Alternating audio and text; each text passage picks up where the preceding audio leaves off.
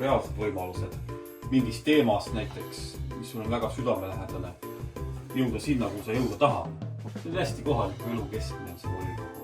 Kui sa ei lähe ja ütled, ei, see ei ole minu jaoks, siis sul ei ole tegelikult õiguse kirjutada. Ja lähed omast arust head asja tegema, siis sa avastad, et sellel asjal on ka vastased olema. Aga paneme juurde. No mis me jama?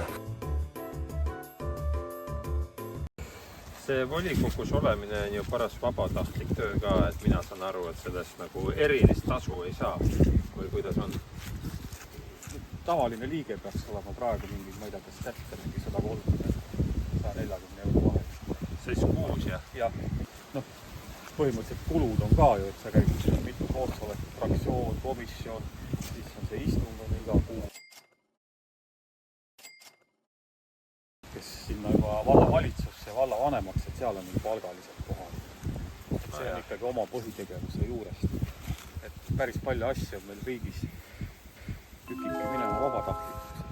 Nojah, aga meiegi teeme ju vabatahtlikkusega asju ju. Kas või see Tsirgulina kooli vilistlaskogu, mis nüüd juba varsti 3 aastat tagasi alustasime ju. Jah, see on üks võimalus, et kooli asjadest nagu kaasa rääkida ja panustada ja väike stipendium või ergutus anda. Kui me tegime õpetajate asendamise päeva, siis meil tuli 10 tükki sinna.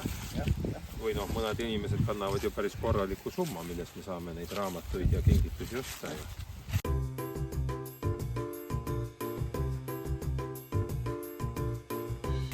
No, ega see ongi ühed ajad asja, teised panustavad võib-olla rahaliselt, ega me oleme ju raha kogunud ainult vilistlastel. Aga see näitab, et ka Tsirgulina kooli lõpetanutel läheb kooli käekäik korda, mis on ju väga tore ju. Et näiteks praegu otsitakse siin hoolekogudesse neid vilistlaste esindajad, meie saame selle läbi kogu esitada, aga siin paljud põhikoolid teevad seda läbi ajalehe, et tule keegi enne. No narr, jah. Aga noh, ju ta nii peab olema siis. Aga mis seal ikka? Jätkame sellega. Ja. Olgu. Meie jaoks on need tuulikud, kui Saaremaal võib-olla nad ongi ammu olnud, meie jaoks on nad nagu väga uus asi, eks inimesed kardavad ja... Ütleb ju ka haridusharta, et igaühel on õigus haridusele. No Marek, sina oled nüüd pikalt olnud seal volikogus.